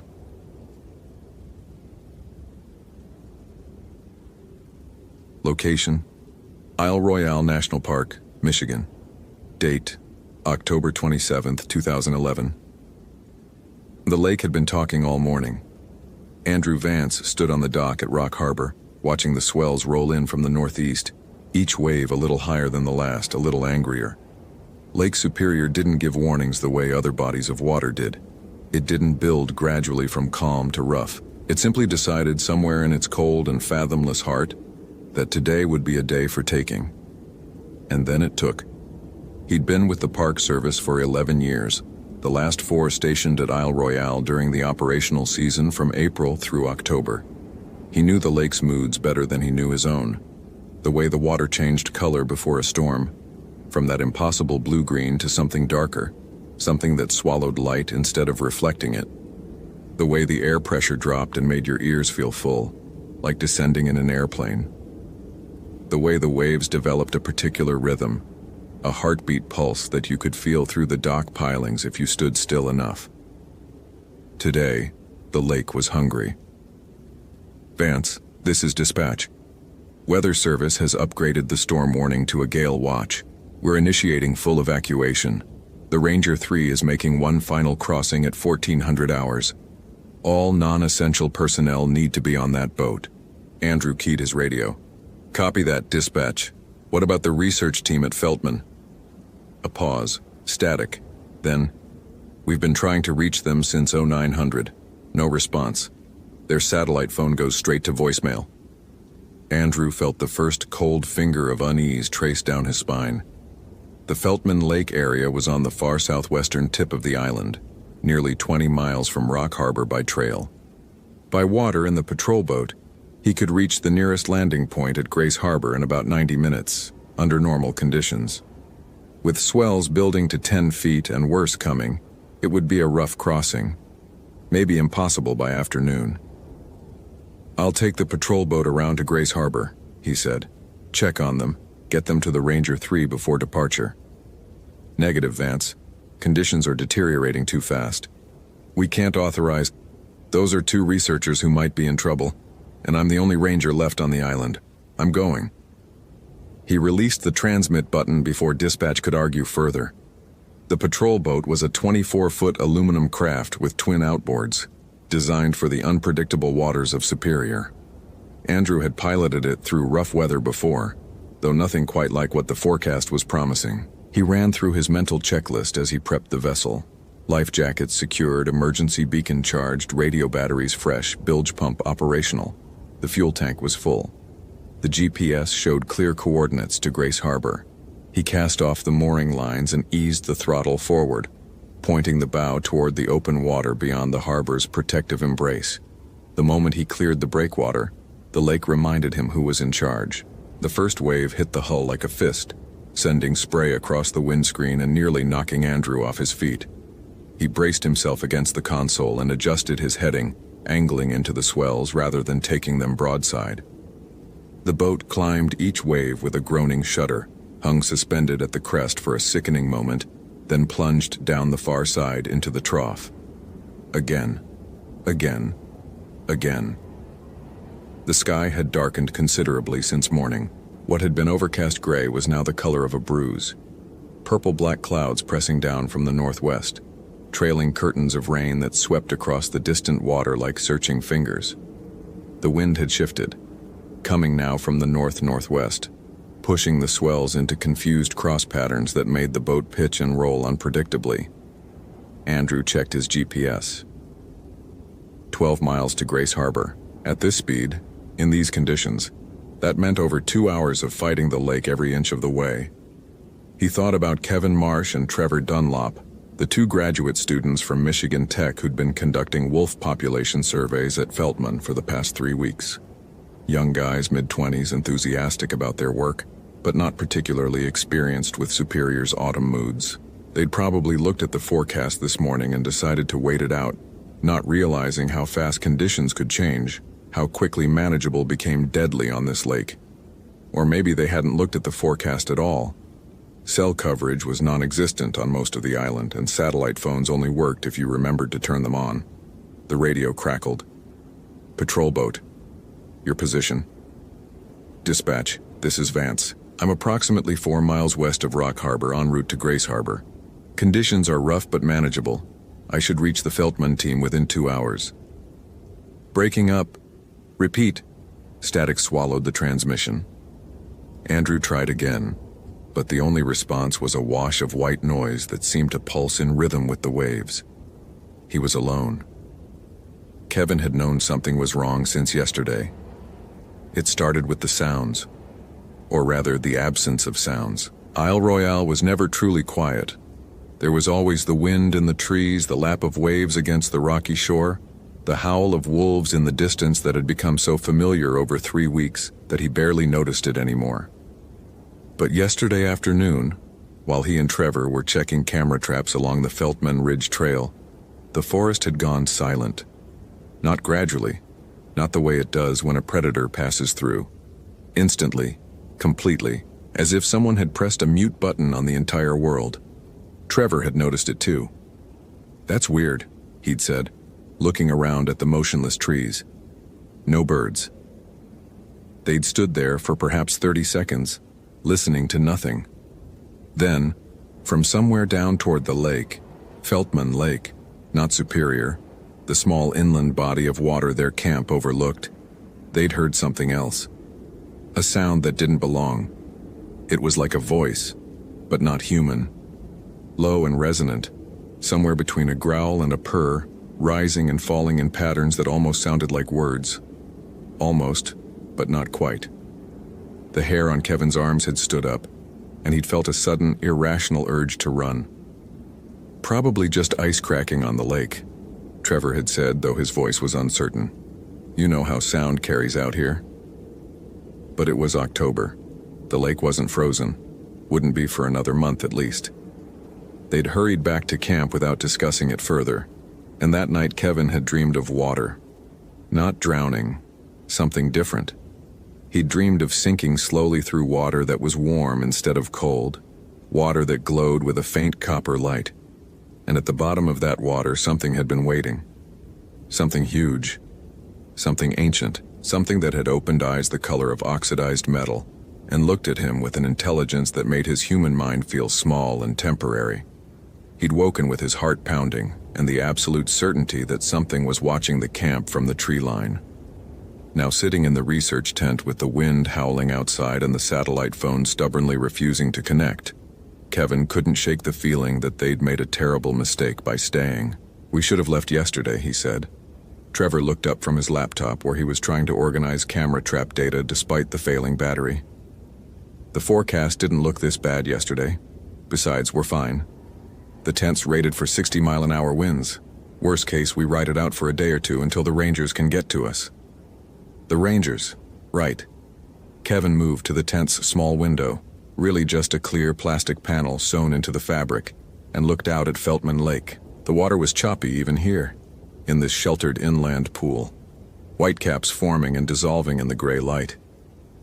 Beyond the lake, the ridge rose toward the interior of the island, thick with spruce and birch that bent and swayed in the wind like dancers following music only they could hear. "Hey, Trev, come look at this." Trevor set down his laptop and joined him at the window. "What am I looking at?" "The water. Watch the surface." They watched. The waves moved predictably at first, wind-driven, chaotic, normal. But then Kevin saw what had caught his attention. Near the center of the lake, perhaps 200 yards from shore, the water was behaving differently. The waves there seemed to spiral inward toward a central point, like water draining from a bathtub. But there was no drain. There was nothing there at all. Except, was there?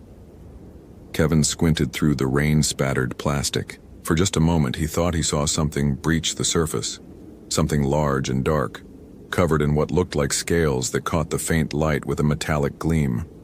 Then it was gone, and the water resumed its normal pattern. "Did you see that?" Kevin's voice was barely a whisper. "See what?" "The waves?" There was something in the water, something big. Trevor was quiet for a moment. Then, "Kevin, there's nothing in that lake bigger than a pike. It's a landlocked body of water, maybe 40 acres. If there was something big living in there, the researchers before us would have documented it." Kevin wanted to believe him. He wanted to believe that what he'd seen was a trick of the light, a shadow, a piece of debris blown into the water by the wind. But he couldn't stop thinking about his dream, about the copper glow, about the eyes. "Maybe we should move to higher ground," he said. "Just to be safe. In this wind, we'd be more likely to get killed by a falling tree." "No, we stay here. We wait for the storm to pass, and tomorrow we radio for extraction." Trevor clapped him on the shoulder with forced cheerfulness. "Relax, man. It's just weather." Kevin nodded, but he didn't turn away from the window. Out on the lake, the spiral had reappeared. Tighter this time, closer to shore, and this time he was certain he saw something rise from its center, a shape like a serpent or a long tail covered in spines that caught the gray light like rows of knives. It descended back into the water without a splash. The lake's surface went calm. Perfectly, impossibly calm, while the wind tore at the trees just yards from its shore. Kevin opened his mouth to say something, to scream maybe, but the words died in his throat, because now, from somewhere deep beneath that unnaturally still water, he could hear it again.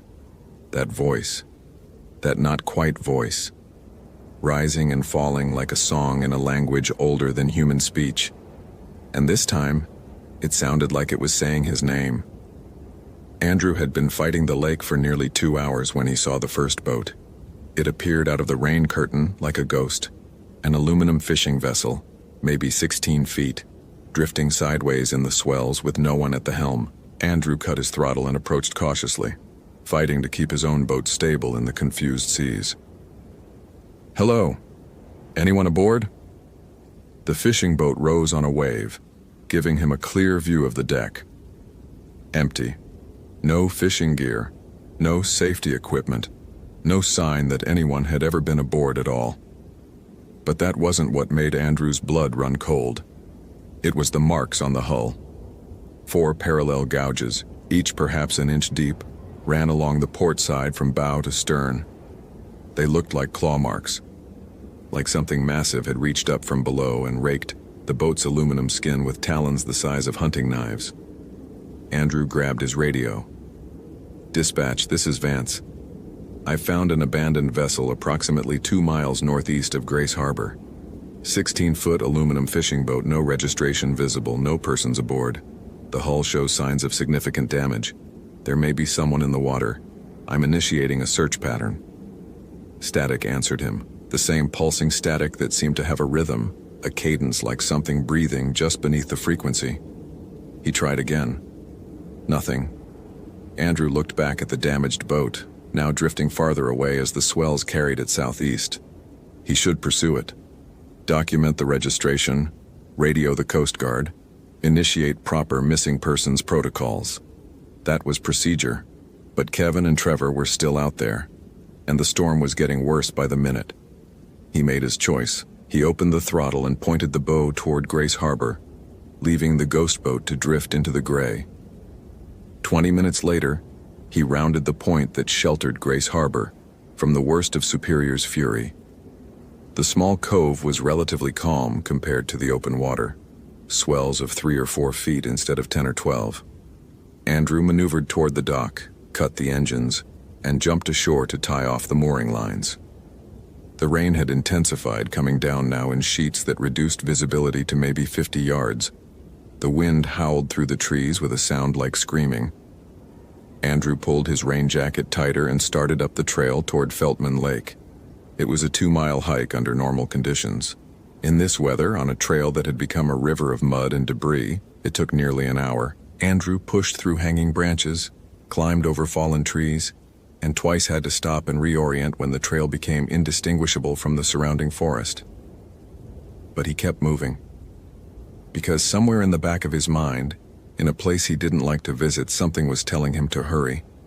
That time was running out. That the lake had already started taking. He smelled the camp before he saw it. A strange smell. Copper and ozone and something else, something organic and ancient like the bottom of a body of water that hadn't been disturbed in 1,000 years. The smell of things that lived in darkness. The smell of depth. The research tent came into view through the rain. It was still standing, barely, the fabric bowed inward by the wind, but the frame holding. Andrew approached slowly, his hand moving instinctively to the bear spray on his belt. "Kevin? Trevor? This is Park Ranger Andrew Vance. I'm here to evacuate you." No response. He circled the tent, looking for signs of the researchers. Their equipment was still inside. He could see it through the plastic window. Laptops, cameras, sample cases, a half-eaten granola bar on a folding table, 2 sleeping bags still rolled out on their foam pads. But no people. Andrew unzipped the tent flap and stepped inside. Everything was orderly, undisturbed. No signs of struggle. No indication that anything was wrong at all except for the absence of the 2 men who were supposed to be here. And the water. There was water on the floor of the tent. Not rain. The tent was waterproof, and there were no leaks in the ceiling. This water had come from somewhere else.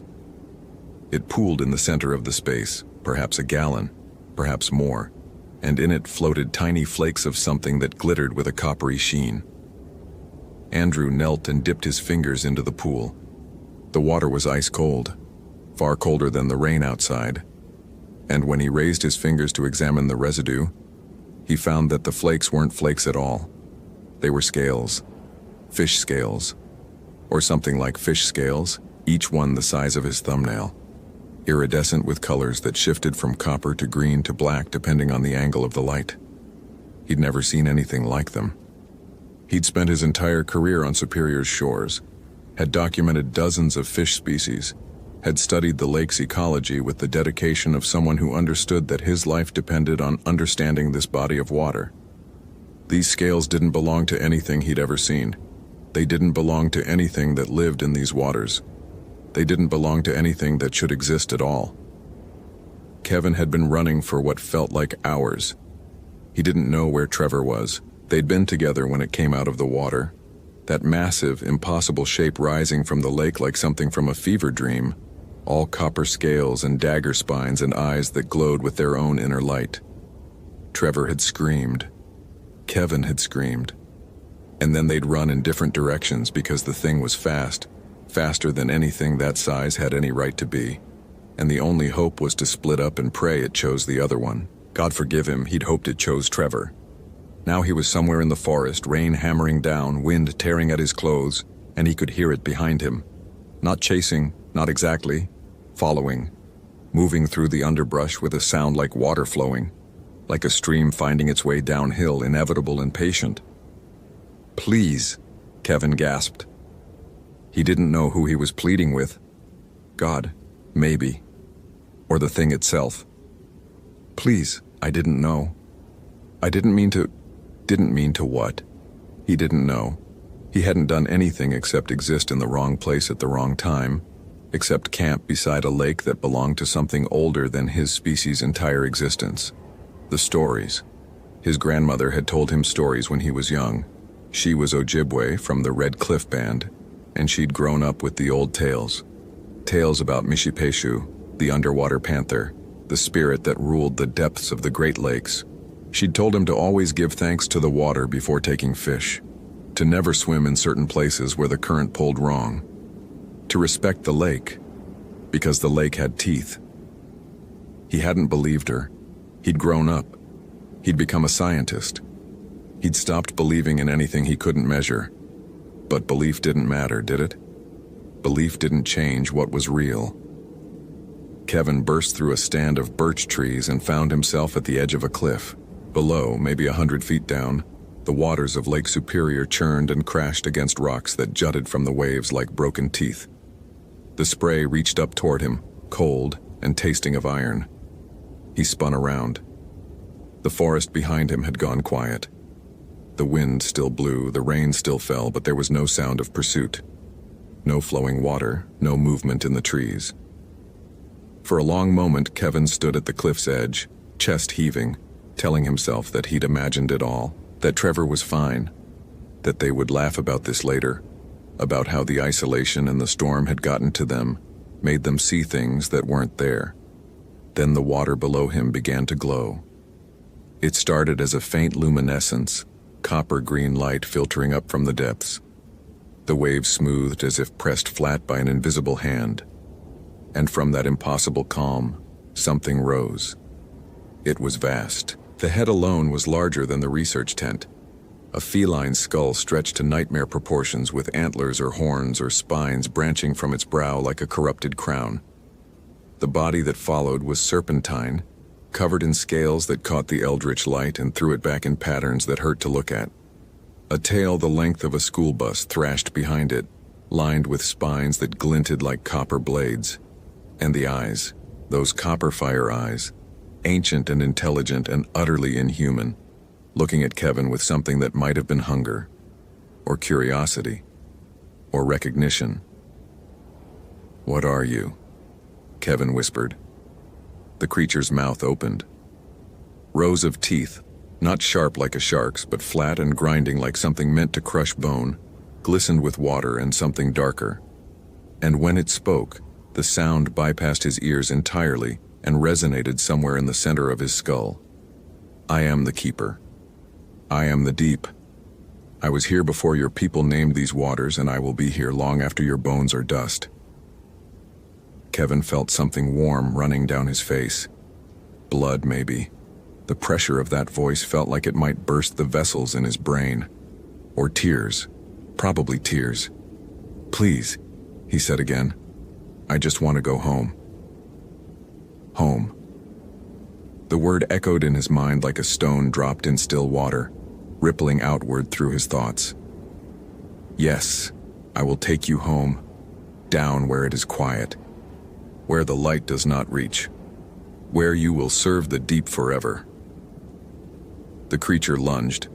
Kevin didn't jump so much as fall, backward, away from those crushing jaws, over the edge of the cliff and into the churning water below. The cold hit him like a hammer. The waves closed over his head, and the last thing he saw before the darkness took him was that copper glow descending toward him, patient as gravity, old as stone. The lake claimed its own. Andrew found Trevor's body at the edge of Feltman Lake. He was face down in the shallow water, half on the rocky shore and half submerged. Andrew waded in and turned him over, already knowing what he would find. The young man's eyes were open, staring at nothing. His face was locked in an expression of absolute terror. But there were no wounds, no marks of any kind, no indication of how he had died. Except for the scales. They covered Trevor's skin like a second layer, thousands of them, copper green and iridescent, adhering to every inch of exposed flesh. When Andrew touched one, it came away on his fingertip, cold as ice, hard as metal. He keyed his radio with shaking hands. "Dispatch, this is Vance. I've located one of the researchers. He's deceased, cause of death unknown. I'm unable to locate the second researcher. I need immediate assistance, over." For a long moment only static answered. Then faintly a voice broke through.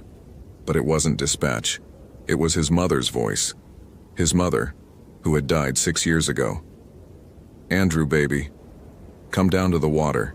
It's warm here. It's safe. You'll never be cold again." Andrew dropped the radio like it had burned him. Out on Feltman Lake, the water had begun to glow. He ran. The patrol boat was where he'd left it, rocking violently against the dock at Grace Harbor as the storm reached its full fury. Andrew untied the mooring lines with fingers that felt like someone else's, his mind a static-filled void that refused to process what he'd seen. Trevor, covered in scales. That voice on the radio. The glow beneath the water. The stories. Andrew had heard them too. Everyone who worked the Great Lakes eventually heard them. The old fisherman who talked about something in the deep, something that rose during storms, something that had been worshipped by the native peoples long before Europeans arrived, something that still demanded tribute. Mishi Peshu, the underwater panther, the keeper of copper, the lord of the deep. He'd thought they were stories, campfire tales to scare greenhorns and tourists. He didn't think that anymore. The boat's engines roared to life, and Andrew pointed the bow toward the open water. The waves were massive now, 15 feet, maybe more, but they didn't seem as chaotic as before. They seemed organized, channeled. like the lake was creating a path for him, guiding him somewhere specific. He fought the wheel, trying to turn toward Rock Harbor, toward the Ranger 3 that might still be waiting. But the swells resisted him. Every time he changed course, a wave would knock the bow back onto the original heading. Southeast. The waves were taking him southeast, toward the middle of the lake, toward the deepest water. Andrew's radio crackled. Trevor's voice this time, young, friendly, impossibly alive. "Hey, Ranger Vance. It's nice down here. Kevin's here too. We're not cold anymore. Come join us. The keeper wants to meet you." Andrew ripped the radio from its mount and hurled it into the water. The lake accepted the offering without a splash. For 20 minutes, he fought. He fought the waves, fought the wind, fought the current that pulled his boat steadily away from shore. The engines screamed, the hull groaned, and still, the water carried him deeper into the gray. Then, all at once, the storm stopped, not gradually, not dying down. It simply ended. The wind cutting off mid-howl, the rain ceasing like a faucet turned off, the waves flattening into impossible calm. Andrew's boat drifted to a stop in water that looked like black glass, surrounded by a wall of churning clouds that rose on all sides like the rim of a bowl. He was in the eye, but not the eye of a natural storm. He was in something's eye. The water beneath the boat began to glow. Andrew watched as the light rose from the depths, copper and green, shifting and pulsing in patterns that almost resembled music. The light grew brighter, closer, and with it came that sound, that voice, that resonance in his chest that felt like a second heartbeat. "You came for the lost ones." The words formed in his mind without passing through his ears. "You carry the weight of those you could not save. I tasted in your thoughts. So many drowned, so many taken by my waters while you watched from shore." Andrew thought of all the bodies he'd pulled from Superior over 11 years. The kayakers who capsized in sudden squalls. The fishermen whose boats went down in conditions they'd underestimated. The hikers who fell from cliffs, their bodies eventually washing up on beaches miles from where they entered the water. So many. Too many. You wonder if you could have done more, if you are to blame. "What are you?" Andrew's voice came out as a croak. The glow intensified. Something vast shifted in the darkness below. A shape so large that its movement created ripples on the calm surface. Ripples that spread outward toward the storm wall and vanished into the churning clouds. "I am the price. I am the deep. Every lake has its keeper. Every depth has its lord." The shape rose. Andrew saw the head first, that massive feline skull, those burning copper eyes, those antlers of bone and metal reaching toward the sky. Then the body, serpentine and scaled, longer than his boat, longer than any creature had a right to be. The tail followed, thick with spines that caught the glow and threw it back as blinding brilliance. The creature surfaced completely, and for one impossible moment it floated there, suspended on water that should not have supported its weight, looking down at Andrew with an intelligence older than human civilization. The young ones trespassed. They camped beside my sacred water without offering, without respect. I claimed what was owed. "They didn't know," Andrew heard himself say. "They didn't know you were real." Ignorance is not innocence. The creature's tail swept through the water, and a wave lifted Andrew's boat, spinning it like a toy. He grabbed the console and held on as the world became a chaos of sky and water and copper light. When the boat stabilized, the creature had circled behind him. Its head was perhaps 10 feet away, close enough that Andrew could see the individual scales, each one etched with patterns that looked almost like writing, close enough to see his own reflection in those burning eyes. "You are different. You have given to the lake. Your respect. Your years. Your grief for those the waters claimed." The creature's mouth opened, revealing that cavern of grinding teeth. "I will let you leave. Once. Carry a message to those who walk the shores. The lake remembers, the lake hungers, and the lake will take what it is owed." Andrew nodded. He couldn't speak. His voice had abandoned him along with his disbelief in monsters. Go. The storm wall collapsed inward. The waves returned, but now they were pushing him, carrying him, driving the boat toward the distant shore with a force that no natural current could match. Andrew gripped the wheel and let the lake take him, because fighting was pointless, because the lake would do what it wanted, because he understood now that he had always been a guest in something else's home. 20 minutes later, his boat ground against the beach at Rock Harbor. The Ranger 3 was gone, departed hours ago probably. But there were people on the dock. Rangers, Coast Guard, faces he recognized, shouting questions he couldn't hear over the ringing in his ears. Someone wrapped a blanket around his shoulders. Someone else was asking him about Kevin and Trevor. Gone, Andrew said. His voice sounded like it belonged to a dead man. They're gone. The lake took them. What do you mean the lake took them? What happened out there? Andrew looked back at the water. The storm was already dying, the waves settling, the clouds beginning to break apart, the first weak rays of sunlight filtering through. Soon it would look like any other autumn day on Superior, beautiful, peaceful, safe. But Andrew could still see the glow beneath the surface. Faint now, retreating to the depths, but there, waiting. The lake, he said again. The lake is hungry. It's always been hungry. And we've been living on its shore, thinking we were in control, thinking our boats and our radios and our rescue protocols meant anything at all. He laughed, a broken, hollow sound. We're not in control. We never were. The lake decides who lives and who drowns. The lake takes what it wants. And the only reason any of us survive is because it lets us. The official report listed Kevin Marsh and Trevor Dunlop as victims of exposure following an equipment failure that left them stranded during the October 27th storm. Their bodies were never recovered, not unusual for Superior, which rarely gave back what it claimed. The lake was simply too deep, too cold, too vast. Andrew Vance requested a transfer to Guadalupe Mountains National Park in Texas 3 weeks after the incident. Desert, dry air, no water deeper than a stock tank. The request was approved. But some nights, even in the desert, Andrew dreams of copper light. He dreams of water that is warm instead of cold, of depths that go on forever, of something ancient and patient waiting in the darkness below. He dreams of Trevor and Kevin standing on a lake bed that should be black as night, but glows with eldritch luminescence, their eyes empty, their mouths moving in unison, speaking words he can't quite hear. He always wakes before he understands what they're saying. He's grateful for that. On his last day at Isle Royale before boarding the ferry to the mainland, Andrew walked down to the Rock Harbor dock one final time.